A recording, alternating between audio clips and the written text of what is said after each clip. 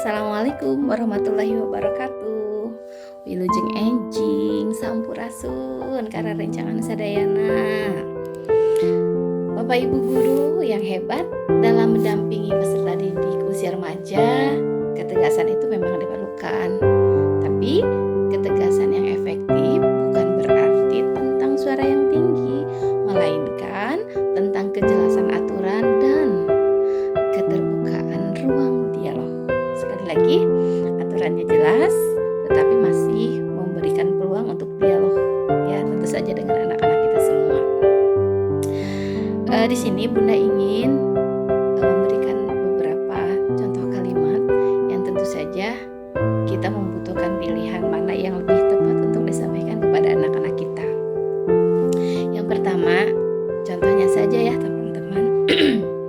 Ketika kita ingin tugas-tugas yang disampaikan itu dilaksanakan oleh anak-anak, apakah kita akan mengeluarkan kalimat begini?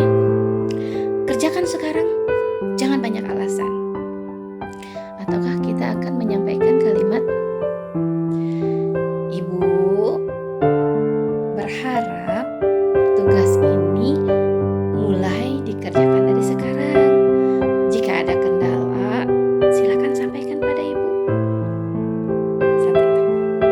Yang kedua, tentang kedisiplinan masuk sekolah atau masuk ke kelas. Teman-teman, kan suka ada anak ya yang terlambat. Ketika kita tanya begini, kenapa sih telat terus? Ada satu kalimat yang lebih enak, tidak menyinggung perasaan anak kita. Silakan nak, masuk. Lain waktu, mohon tiba tepat waktu. Kalau kamu ada halangan, ayo beritahu sebelumnya. Yang ketiga, tentang penggunaan gawai di sekolah. Kalau di sekolah saya sudah jelas aturannya tidak boleh membawa gawai, karena ternyata madorotnya lebih banyak untuk anak-anak kita. Bukan memperhatikan guru, tetapi malah asik WA dengan teman-temannya. Tapi mungkin sebagian sekolah, karena memang anak-anak zaman now senantiasa menggunakan gawai, ya pasti ada yang menggunakan gawai sebagian dari sekolah kita ya. Mungkin yang bijaksananya bukan kalimat, sini apanya kumpulkan, kalian tidak bisa diatur. Yang lebih enak, tidak menyinggung perasaan anak-anak kita, sampaikan dengan kalimat bijak. Sesuai aturan sekolah, gawai disimpan selama pelajaran berlangsung ya. Jika ada kebutuhan yang khusus, sampaikan kepada ibu. Boleh. Seperti itu kan? Lebih enak. Kemudian, tentang fokus belajar. Sakit hatinya si anak ketika kita berbicara, kamu ini tidak pernah serius. Galak ya. Kita hanya merubah kalimatnya aja. Ayo kembali fokus belajar. Jika ada yang membuatmu tidak nyaman, kamu boleh ceritakan sama ibu. Contohnya mungkin seperti itu. Ada kalimat bijak yang lainnya boleh dikembangkan. Kemudian tentang kerja kelompok. Si anak kan sekarang senantiasa tugasnya bersama-sama, kerja kelompok. Oke ya, kerja sama.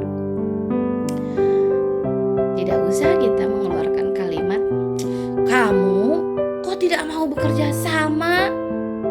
Tetapi saya berharap kamu nak, ayo berperan aktif dalam kelompok. Bagaimana kamu bisa mengambil peran? Itu silahkan. Bagian yang mana yang kamu bisa? Jadi si anak tidak takut ke bagian-bagian yang sulit. Kasih motivasi yang baik. Kemudian ada anak yang tidak sopan.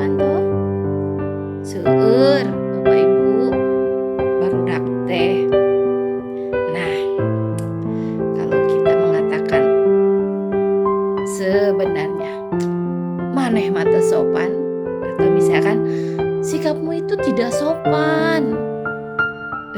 Si anak ada kalanya malu, takut. Tapi ketika kita sampaikan, "Nak, tadi ada perilaku yang perlu diperbaiki." Setelah itu, yuk komunikasikan dengan lebih baik sama ibu. Mudah-mudahan si anak malu ya, tapi tidak takut, mau memperbaiki. Kemudian ada siswa yang punya kesulitan. Ibu, bapak, kita kan jadi guru ya, pasti kita lebih bisa daripada anak-anak, walaupun belum tentu ya. Sekarang banyak anak-anak yang lebih pandai daripada kita. Keren anak-anak itu. Ibu, bapak, jangan sekali-kali kita mengatakan, itu mah mudah. Kenapa sih kamu tidak bisa? Kenapa sih kamu tidak paham? Nah, itu si anak walaupun nadanya nada tidak terlalu serius, kalau di depan anak-anak yang lain tentu saja malu ya. Tapi nak, bagian mana sih yang kamu bingungkan? Ayo pelan-pelan aja kita bahas ya. Kamu jangan malu bertanya sama ibu atau sama teman-teman yang lain. Keren kan? Tidak menyinggung perasaan anak. Kemudian ada juga anak yang kurang siap ya dalam belajar. Sering kali kalimat-kalimat yang tidak bijak itu keluar dari kita. Mungkin saja dari mulut bunda. Kalimatnya begini, "Kamu ini malas sekali." Bunda menemukan kalimat yang lebih bijak. "Nah, kamu kelihatannya kurang siap. Silahkan siapkan kebutuhan belajar dulu. Lalu ayo bergabung kembali. Ayo masuk lagi, jangan takut sekolah. Karena sekolah itu tempat kamu, bukan tempat orang lain, tempat kamu. Ayo belajar lagi anak ya. Mari masuk lagi ke sekolah. Jangan takut siapapun." Kemudian di kelas itu sering sekali heboh ya, tidak tertib. Kadang kita yang keluar dari mulut kalimat begini, Bu. "Duh, kelas ini ribut sekali. Diam semua." Kebayang ya? Bunda seperti itu. Yuk, mulai dari sekarang jangan tunggu-tunggu. Kita akan mengungkapkan kalimat yang lebih tepat tentang ketidaktertiban di kelas. Bapak Ibu butuh suasana yang lebih tenang agar pembelajarannya efektif. Yuk, mulai kita dengan ketertiban. Yang terakhir, contohnya aja ya Bapak Ibu tentang kemandirian. Ada kalimat yang begini, sudah besar kok masih disuruh. Tidak begitu teman-teman, tetapi kalimat ini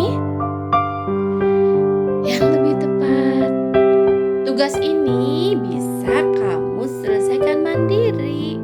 Coba kerjakan dulu ya nak. Ibu siap untuk mendampingi kamu ketika kamu memerlukan.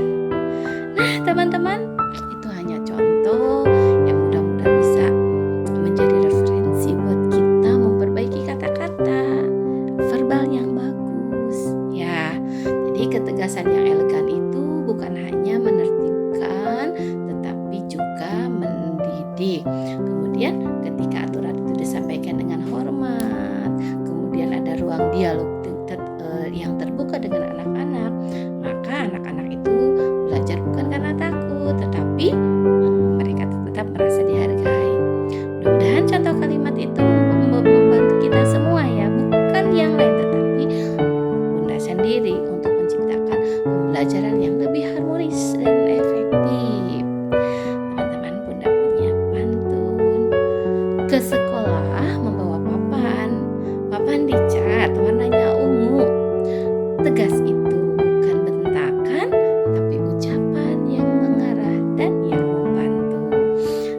sekalian. Mudah-mudahan manfaat ya.